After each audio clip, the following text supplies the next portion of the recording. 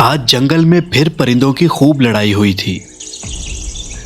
तमाम परिंदे बुलंद आवाज से लड़ रहे थे। पूरा जंगल इनके शोर से गूंज रहा था।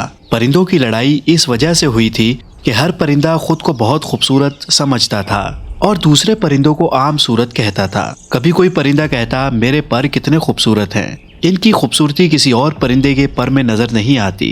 कभी कोई परिंदा अपने परों को फैलाता और बोलता, मेरे पर सबसे ज्यादा नर्म है। ये बात सुनकर दूसरा परिंदा खुद को ज्यादा खूबसूरत साबित करने के लिए कहता कि मेरे पर सबसे ज्यादा खूबसूरत रंग है। ऐसी बातें करते करते इन परिंदों की नोक झोंक बाकायदा लड़ाई की सूरत इख्तियार कर जाती थी। इस लड़ाई में एक दूसरे को खूब चोंच मारते और खूब जी भरकर एक दूसरे के पर नोचते थे। आज भी लड़ाई की वजह वही पुरानी बात थी, मगर आज की लड़ाई बहुत खतरनाक हद तक बढ़ चुकी थी। तमाम परिंदे एक दूसरे की खूबसूरती खत्म करने के लिए हर तरीका इस्तेमाल कर रहे थे। जंगल में परिंदों के पर बिखरे हुए थे।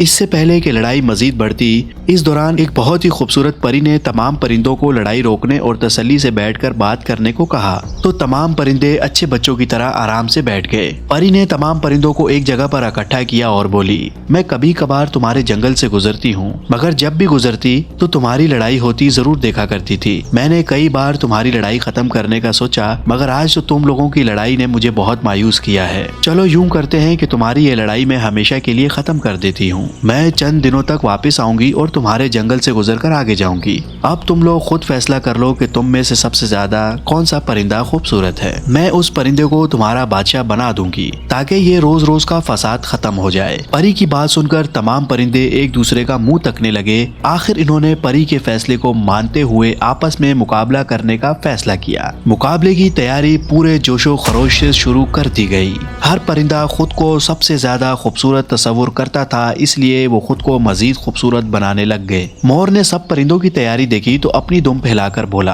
तुम सब जितनी मर्जी तैयारी कर लो, मेरी तरह की खूबसूरती नहीं ला सकते। मेरे पर इतने खूबसूरत हैं कि लोग अपने घरों को खूबसूरत बनाने के लिए सजाते हैं। मेरी दुम के जितने रंग हैं, इतने रंग तो तुम में से किसी की दुम में नहीं है। मैं जब अपनी दुम को फैलाकर नाचता हूँ तो सारा जंगल मेरी दुम की खूबसूरती देखने के लिए रुक जाता है। मेरी दुम की खूबसूरती कुदरत का बहुत बड़ा इनाम है। तुम सब यकीन कर लो कि मैं ही तुम सबसे ज्यादा खूबसूरत हूँ। रंगीन छोटे तोते भी अपनी खूबसूरती पर गरूर कर रहे थे। इन्होंने कहा, हम देखने में बहुत छोटे हैं, मगर इंसान अपने घरों की खूबसूरती के लिए हमारे वजूद को लाजमी करार देते हैं। जिन घरों में नन्हे मुन्ने बच्चे होते हैं वो लोग हमें बहुत शौक से पालते हैं। हम इंसान के मिजाज को खूब जानते हैं, इसलिए हम जाहिरी खूबसूरत होने के साथ अक्लमंद भी हैं। पास ही एक कौवा भी बैठा था। वो दिल ही दिल में सोचने लगा कि कुदरत ने तमाम परिंदों को खूबसूरत रंगों से सजाया है। इनके परों को धनक के साथों रंग दिए हैं, मगर हम कौवे मालूम नहीं क्यों इतने काले होते हैं। हम लोग जितना मर्जी संवर ले, मगर काले के काले ही रहते हैं। अगर काले रंग के बजाय खूबसूरत रंग वाले होते तो यकीनन कोई कौवा ही इस जंगल का बादशाह बन जाता। अभी कौवा ये बातें सोच ही रहा था कि राजहंस, जो नदी के पानी में अपने सफेद परों को धो धोकर निखार रहा था, बोला, कौवे मियाँ, तुम तो काले के काले हो। इस मुकाबले में हिस्सा लेने की गलती न करना, ऐसे ही शर्मिंदा हो जाओगे। राजहंस ने तमाम परिंदों को अपने पास बुलाया और बोला, तमाम परिंदे मेरी बात गौर से सुन लो। तुम्हारी खूबसूरती किसी काम की नहीं जब तक तुम सब खुद को साफ रखने के लिए नहा नहीं लेते। राजहंस की बात तमाम परिंदों को बेहद पसंद आई और परिंदे बोले कि राजहंस बिल्कुल ठीक कहता है, ऐसा तो हमने सोचा भी नहीं था। राजहंस कितना हमदर्द परिंदा है जो मुकाबले की तैयारी में सबकी भरपूर मदद कर रहा है। हमें लाजमी नहाना चाहिए। ये सोचकर तमाम परिंदे फुर्ती से नदी में कूद पड़े और अपने परों को खूब अच्छी तरह रगड़कर चमकाने लग गए। कौवा भी दूसरे परिंदों को देखकर नदी के पानी में उतर गया और अपने परों को मेहनत से अच्छी तरह मल मल कर धोने लगा, मगर कौवे के पर काले स्याह थे। वो काले के काले ही रहे। सब परिंदे अपने परों को खूब रगड़ रगड़ कर धोने के बाद अपने घोंसलों में चले गए, मगर कौवा अपनी जगह पर बैठा रहा। वो नदी के पानी में अपनी सूरत देखकर सोचने लगा, मैं काले रंग वाला कितना बदसूरत हूँ। मैं जितना मर्जी खुद को चमका लूं, मगर मेरा रंग काले का काला ही रहेगा। कौवा नदी के पानी में अपना रंग देखकर आंसू बहा रहा था। उसने नदी के पानी पर तैरते हुए परों को देखा। ये पर उन परिंदों के थे जो नदी के पानी में खुद को चमका रहे थे। पानी में नहाने की वजह से परिंदों के पर टूटकर गिर गए थे। इन परों को देखकर कौवे को जबरदस्त किस्म की तरकीब सूझी। उसने नदी के किनारे लगे कीकर के दरख्त से उसकी गोंद उतारी और एक एक करके तमाम परों को गोंद लगाकर अपने परों पर चिपका लिया अब तो कौवा बिल्कुल बदल चुका था, कोई भी उसे पहचान नहीं सकता था। कौवे ने नदी के पानी में अपनी सूरत देखी तो शर्मा कर रह गया, क्योंकि इतनी खूबसूरती तो किसी और परिंदे में नहीं थी।